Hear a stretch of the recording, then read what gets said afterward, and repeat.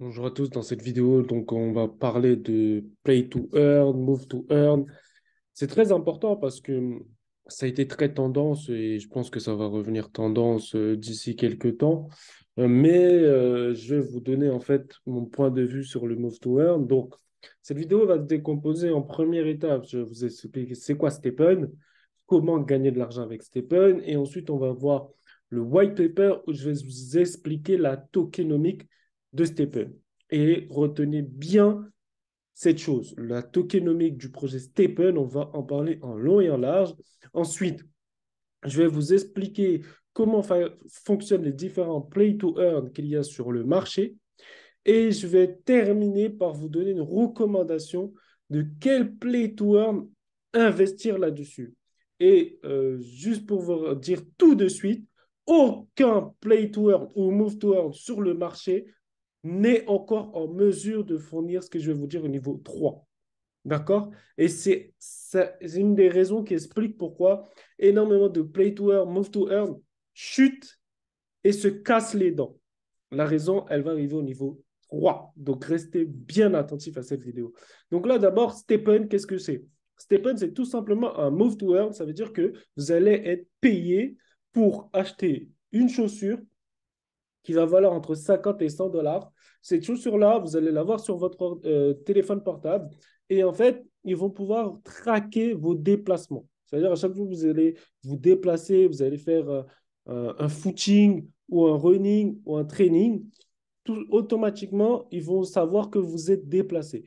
Et là, à ce moment-là, automatiquement, ça va compter le nombre de pas et en fonction de la chaussure que vous allez avoir, elle va être plus ou moins rentable. C'est-à-dire que vous avez des chaussures qui vont être, par exemple, on va aller regarder au niveau, donc c'était au niveau de tout simplement le how to play, le how to play. Alors moi, ce qui m'intéresse, c'est les sneakers.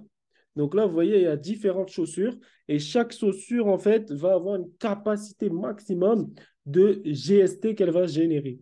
Donc le GST, c'est la monnaie du Stephen. Et en fait, quand vous allez marcher, Stephen vont vous payer un GST par rapport au nombre de kilomètres parcourus. Et donc, forcément, plus vous pratiquez de kilomètres et plus vous gagnez de GST. Moi, je ne vais pas rentrer dans les détails de stratégie, etc. Nous, on est là pour faire de l'argent. On est des investisseurs. Donc, moi, je vais vous parler en tant qu'investisseur, les choses à connaître. Donc là, maintenant, vous vous dites, OK, moi, je veux investir sur Stephen 100 euros ou 50 euros. Et en combien de temps j'ai mon ROI? Donc là, à ce moment-là, directement, c'est une question qui est pertinente. En combien de temps vous allez avoir votre ROI si vous lancez sur cet investissement? Donc voilà, là, on est là pour parler d'argent, investissement. C'est d'ailleurs pour ça cette chaîne-là. Donc, si vous n'êtes pas encore abonné, abonnez-vous. Alors, moi, je vais m'intéresser à la tokenomics. Pourquoi je m'intéresse à la tokenomics? Parce que je veux que quand j'achète une paire de chaussures, par exemple, un Stephen, qui me coûte 100 euros, je veux savoir en combien de temps je vais avoir mon retour sur investissement. Est-ce que je vais l'avoir en un mois, 2 mois, 3 mois, en fonction du nombre de GST que je vais générer. Et là, ça devient très intéressant ce qui se passe. Donc là, on va aller dans le white paper. Ici, une fois qu'on arrive dans le white paper, on va aller dans tokenomics. Rien d'autre que la tokenomics n'intéresse en tant qu'investisseur. Vous en foutez de GameFi Element, système, tout ça. Le plus important, c'est la tokenomics. Comprendre l'argent du play to earn ou du move to earn. Là, on a une tokenomics. Nous, ce qui nous intéresse, c'est la tokenomics du GST. Donc là, je vais aller dans la tokenomics du GST. On nous dit que le GST has an unlimited supply and is earned when a user moves in solo or background mode. Qu'est-ce que ça veut dire? Le GST a des quantités illimitées. Donc, c'est-à-dire que Stephen peut créer de manière illimitée des GST et sont gagnés quand les utilisateurs se déplacent en solo ou en background mode. OK. Clairement, vous êtes investisseur. La règle numéro 1, simple, supply-demande. La seule raison pour que vous allez avoir un ROI important, c'est par rapport à l'offre et la demande. Plus il y a de demandes et moins il y a d'offres, plus vous allez gagner d'argent.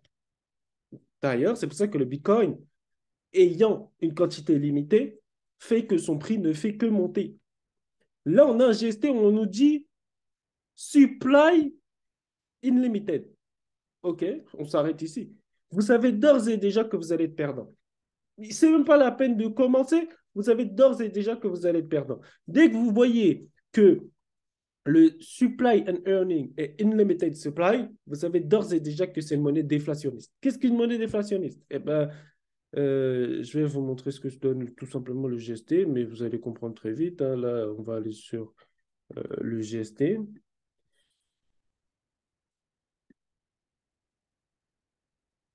Je pense que je vais ouvrir une page de TradingView si j'en ai pas une ouverte. J'ai tellement de pages ouvertes. Celle-ci. OK. Ensuite, on va aller choper le GST. Regardez, ça, c'est une monnaie déflationniste. Simple. Simple comme bonjour. Ça va jamais se lever, ça. Ça va jamais se lever. On vous l'a dit dès le début. De la tokenomique est claire. Unlimited supply. Fin de l'histoire.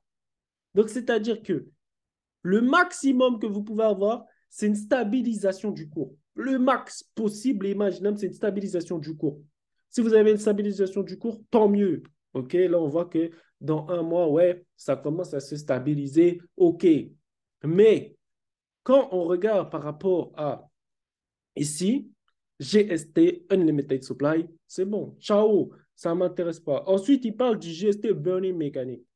Soit disant que il y a différentes façons de brûler du GST, donc justement réduire en fait la supply, alors que le truc il est unlimited supply, ok, cherchons la logique, mais apparemment il y a des moyens de brûler cette unlimited supply.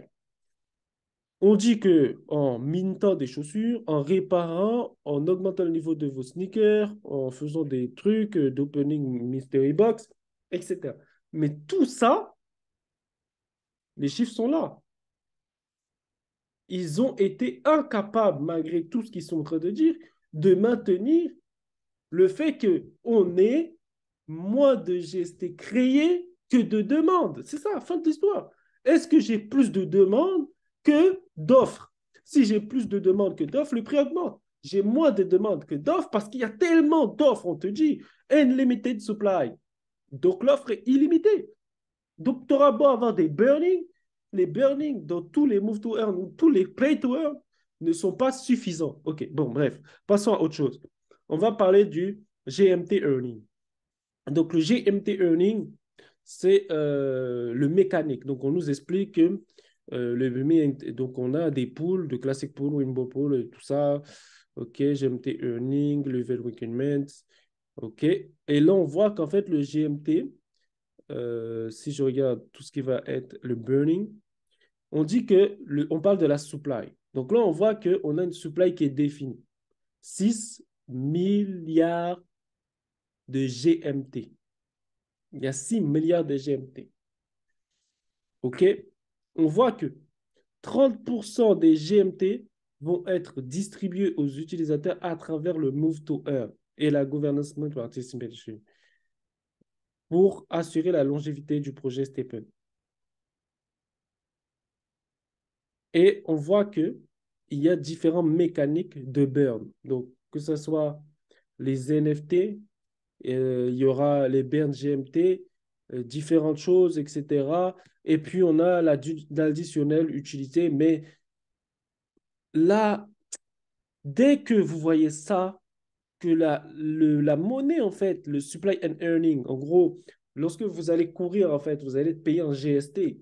Quand vous voyez que le GST has an unlimited supply, vous savez d'ores et déjà que vous allez être perdant et que votre ROI aujourd'hui, si vous achetez une paire de Stephen et que vous achetez par exemple 100 $, mais quelle que soit en fait la manière que vous allez courir, vous n'allez jamais rentrer dans vos frais. Vous n'allez jamais rentrer dans vos frais. D'ailleurs, il y a des calculatrices Stephen que vous pouvez prendre et vous verrez que quelle que soit la chaussure que vous allez prendre, vous n'allez jamais rentrer dans vos frais. Parce que tout le mécanique est fait pour que vous soyez perdant. Les seuls gagnants dans cette histoire, les seuls gagnants dans cette histoire sont les créateurs de Stephen.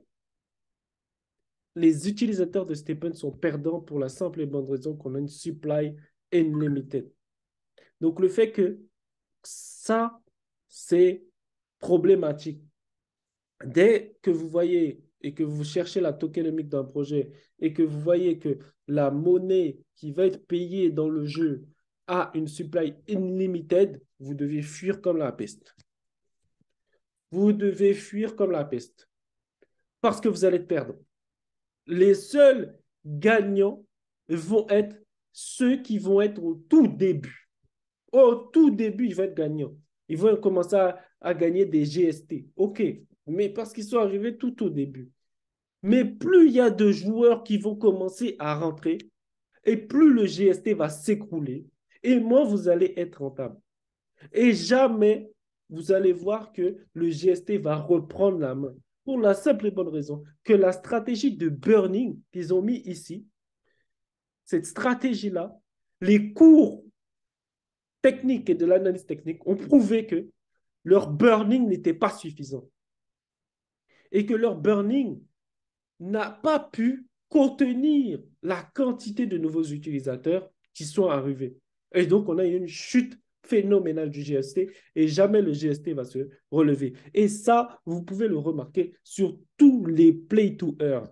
Tous les play-to-earn qui ont une supply unlimited par rapport à leur monnaie de jeu vont s'écrouler et vont jamais pouvoir se relever. Parce que offre et demande, sachant que l'offre est inférieure à la demande, le prix augmente. Quand c'est l'inverse et que l'offre est supérieure à la demande, le prix baisse. Donc, voilà, ça, c'était ce que je voulais dire par rapport au projet Stephen. Là, maintenant, je vais vous montrer une mécanique à comprendre. Et pour ça, je vais juste mettre un tableau. Alors, je vais couper le partage d'écran. Donc là, en fait, on a un tableau et ce tableau, en fait, il va vous permettre de comprendre la tokenomique des projets Move to Earn, Play to Earn. Et comme ça, justement, on va arriver au troisième qui va être de vous expliquer sur quel Move to Earn ou Play to Earn investir. Alors, en fait, il faut comprendre que vous avez ici les joueurs. Et ici, vous avez les joueurs. Donc, les joueurs, c'est ceux qui vont acheter le NFT. NFT. OK, vous avez compris.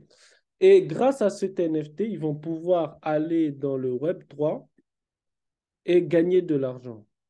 Donc, faire du dollar. Voilà comment ça marche. Et la machine est que, si vous regardez un peu les tokenomics et que vous regardez surtout comment les joueurs vont être payés, parce qu'il n'y a pas d'argent magique, hein, la raison pour laquelle les joueurs sont payés, c'est que l'argent provient de quelque part. Eh bien, vous allez voir qu'en vérité, le projet, par exemple, Stephen, il va gagner de l'argent grâce aux NFT qu'il va vendre. Et bien sûr, que ce soit les NFT ainsi que, on va dire, tous les différents mécanismes de burn ou peut-être, on va dire, peut-être des additionnels, par exemple, ou le fait que le projet va avoir d'autres choses qu'il va rajouter, qui va améliorer la performance de ton jeu, qui va te permettre de gagner plus d'argent. OK.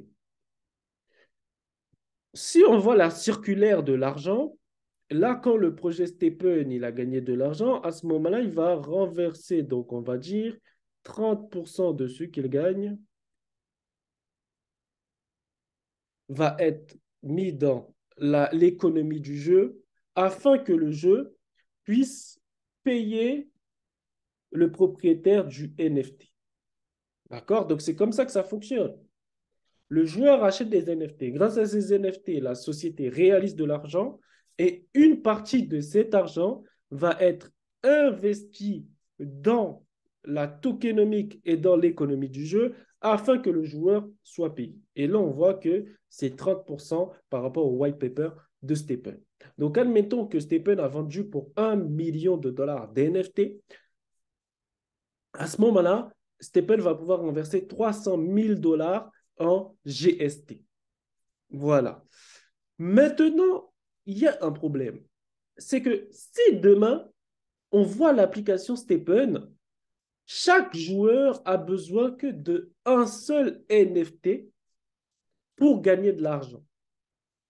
Donc, sachant qu'un joueur a besoin d'un seul NFT pour gagner de l'argent, dès que j'ai mon NFT, je commence direct à gagner de l'argent. Bien sûr, il y aura les différents mécanismes de burn qui vont être le fait qu'on doit réparer sa chaussure, le fait qu'on doit faire tout ça. Je suis d'accord avec ça. Mais ça va alimenter en quelque sorte la machine, donc c'est-à-dire l'économie du jeu. Mais le gros du gros, c'est-à-dire là où il y a le plus d'argent, c'est dans l'achat des NFT au début du jeu. Parce que quand vous achetez les NFT au début du jeu, vous allez par exemple payer 100 dollars l'NFT, d'accord? Et après, il y a forcément sur la marketplace de NFT, par exemple, il y aura des fees qui vont être rajoutées sur quand les joueurs vont se vendre des NFT entre eux. Donc ça, on peut le mettre en deuxième ici, qui rapporte de l'argent au Play to Earn ou au Move to Earn. Et donc, en fait, on constate que les GST que vous touchez sont tout simplement de l'argent des joueurs, en fait. C'est les joueurs qui ont acheté les NFT. Grâce au fait qu'ils ont acheté des NFT, vous touchez des GST, donc 30% de ce que la société gagne. Et donc, on constate que là, je vais toucher des GST. OK. Sauf que mes GST sont unlimited. Donc, il y aura forcément une dépréciation sur le cours. Et donc, je serai perdant à la longue. Investissement long terme, c'est foutu. Je serai perdant à la longue. Maintenant, au niveau de la société, elle va se faire des couilles en or. Parce que quand elle va vendre ses NFT, elle va gagner le 70% qui reste ici, qui vont aller dans sa poche. Mais le joueur au terminus, le GST va se déprécier. Et quand il va vouloir échanger du GST contre le GMT, on constate, le GMT est toujours rare. Donc le prix de GMT augmente.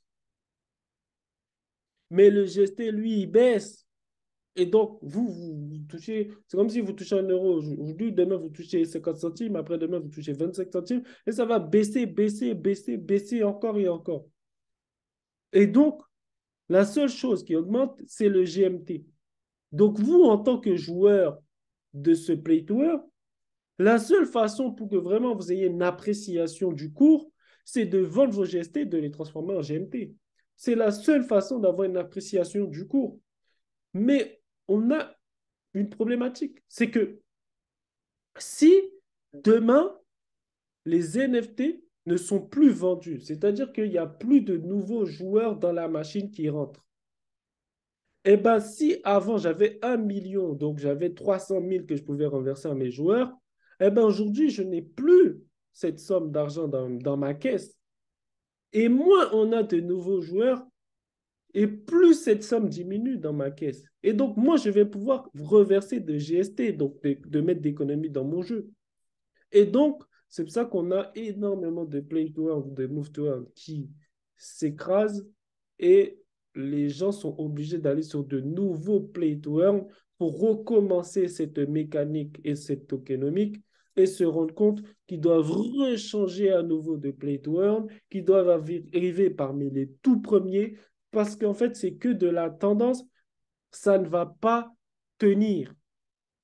Et donc, ça, c'est pour terminer sur pourquoi il faut investir sur aucun play to earn qui a une tokenomic limited. Maintenant, je vais vous dire quels est pour moi les play to earn sur lesquels il faut investir. Et là, ça va être plus qu'intéressant. Donc, on va effacer tout. On va prendre notre petit schéma. Donc là, j'ai un joueur qui achète un NFT. NFT. Voilà. Il achète un NFT, donc forcément, ça crée de l'argent pour la boîte qui est ici, qui est la boîte X. La boîte X, elle gagne de l'argent. Grâce à cet argent, elle va pouvoir donc mettre dans son jeu, par exemple, 30% de l'argent qu'elle a vendu en NFT, elle va pouvoir le mettre dans son jeu. D'accord? Donc, ce qui va permettre aux joueurs de gagner de l'argent parce qu'ils détiennent leur NFT. J'espère que vous comprenez le dessin. Maintenant, on constate que ça marche que quand il y a de nouveaux joueurs. Donc, il y a forcément une solution qui existe. Et cette solution-là, c'est l'incentive in-game. Qu'est-ce que c'est l'incentive in-game? Si vous regardez autour de vous le jeu qui a fait le plus d'argent alors qu'il est totalement gratuit, vous pensez à quel jeu? Vous pensez à Fortnite. Tout le monde pense à Fortnite. Mais qu'est-ce que Fortnite, il a? Ce que Fortnite, il a, c'est que dans sa tokenomics, c'est-à-dire dans son business model, il y a l'incentive in-game. Donc, c'est-à-dire que Fortnite, c'est totalement gratuit. Il n'y a pas d'NFT à acheter à l'entrée. Mais par contre, une fois que tu es rentré dans le jeu, à ce moment-là, tu vas commencer à acheter des NFT. Tu vas commencer à acheter des NFT à gauche, NFT à droite, NFT à gauche, NFT à droite. Et le truc, c'est quoi? C'est qu'en fait, l'univers du jeu va te pousser à acheter de plus en plus d'NFT pour améliorer de plus en plus ton skins. Et donc, tu as de l'incentive in-games, ce qui est absolument qui n'existe pas dans les Web3 aujourd'hui, de Play to Earn, Move to Earn ou je sais quoi. L'incentive in-game est complètement inexistant dans les technologies qu'on a aujourd'hui dans le Web3. Et donc, ça fait que c'est pour l'instant purement pyramide de Ponzi. Purement. C'est-à-dire que les, les gens vont être payés sur les nouveaux entrants. Parce que c'est grâce aux nouveaux entrants que je vais vendre mes nouveaux NFT. Mes nouveaux NFT vont créer de l'argent. Cet argent-là, je vais pouvoir redistribuer 30% à mes anciens joueurs. Mais le jour qu'il n'y a plus de nouveaux joueurs qui rentrent, je vais pouvoir reverser de moins en moins d'argent à comment dire, à mes joueurs présents. Et donc, la solution, c'est de créer l'incentive in-game. Donc, comment on va faire ça? En fait, le but, c'est que à chaque fois, la société qui est le Play to Earn ou le Move to Earn encourage ses utilisateurs à faire en fait que leur NFT ait une durée de vie. C'est-à-dire qu'admettons cet NFT-là, par exemple, il va produire maximum 1 fois 2. C'est-à-dire, par exemple, j'ai cet NFT, il va produire maximum 1 fois 2. Et dès qu'il a produit son fois 2, il est burn. Il est au feu. Terminé. Qu'est-ce qui va se passer? Ben, moi, je serai obligé de retourner sur la marketplace et de me racheter un NFT. Et donc, ça fait que ça alimente l'économie de l'entreprise, qui fait que ça alimente l'économie du jeu. Mais aujourd'hui, on constate qu'on a des NFT qui sont infinis. C'est-à-dire, non seulement quand tu joues dans le jeu, tu peux recevoir des NFT, mais en plus de ça, tu as aussi des NFT qui ne meurent pas. Donc, ça fait que le joueur qui est dans le jeu, mais il n'a aucune incentive in-game pour réinvestir dans le jeu. La seule chose qu'il va faire, ce joueur, et ça pour tous les play to earn, tous les move to earn, c'est juste sortir de l'argent. Il ne rentre pas d'argent dans le jeu. Parce que tout le business model de ces boîtes aujourd'hui est réfléchi sur la vente de NFT. Ensuite, mettre une partie dans l'économie du jeu. Et quand ça s'écroule, on va partir sur un autre projet. On aura fait notre milliard. Et ça marche même pour Axie Infinity. Axie Infinity, la création d'NFT, elle est là. Vous n'avez pas de burn d'NFT. Quand, par exemple, on te dit que si tu veux améliorer, par exemple, un, dans Axie Infinity, on te dit que, par exemple, tu peux faire des couples, donc c'est-à-dire tu prends deux axes, et grâce à tes deux axes, tu peux faire un enfant qui devient un axis. D'accord? Mais quand vous regardez juste, vous allez sur la marketplace d'Axis Infinity et vous regardez la supply de NFT, c'est-à-dire l'offre de NFT. Vous voyez tout de suite est-ce qu'il y a un problème ou pas. Si par exemple vous voyez qu'il y a plus de NFT produits que de demandes, à ce moment-là, le prix baisse. L'offre-demande, ça marche comme ça. Par contre, si vous avez plus de demandes d'NFT que d'offres d'NFT, le prix augmente, donc votre NFT prend en valeur. Par exemple, on peut le voir avec le Bored App Your Club, où la quantité d'NFT est limitée et donc forcément les prix explosent parce que tout le monde veut s'acheter ces NFT. D'accord? Et donc, la solution serait de créer de l'incentive in-game et donc de faire que chaque mois ou chaque fois deux, le joueur soit obligé de réinvestir dans le jeu pour que ça continue à lui rapporter de l'argent. Parce que même si on a différents mécanismes de burn, les mécanismes de burn vont être trop insignifiants par rapport à l'argent qui doit être généré pour payer les joueurs. C'est complètement insignifiant. Admettons que j'ai 1 milliard de joueurs. Je dois les payer 1 dollar. Ça veut dire que je dois avoir la quantité suffisante de vente d'NFT chaque mois pour pouvoir les payer. Si je n'ai pas cette quantité de vente NFT suffisante chaque mois, ben mon jeu, voilà, le GST descend, descend, descend, descend. OK? Donc voilà, j'espère que vous avez apprécié cette vidéo-là. N'hésitez pas à mettre en commentaire ce que vous pensez de cette solution de créer de l'incentive in-game dans les Play to Earn et dans les Move to Earn. Abonnez-vous, likez, commentez, partagez. Moi, je vais voir vraiment échanger avec vous dans les commentaires, que vous me dites ce que vous pensez de cette idée. Je vous souhaite une bonne soirée, une bonne journée en fonction de l'heure que vous regardez cette vidéo.